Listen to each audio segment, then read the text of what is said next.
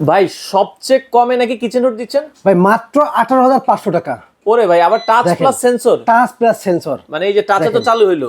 ভাই আচ্ছা কি পরিমাণে দেখেন। ওরে ভাই আপনাদের তো উড়ে লয়ে যেতেছে। দেখেন, উড়াই লয়ে যাচ্ছে, দেখেন ভাই দাম কত রাখছেন?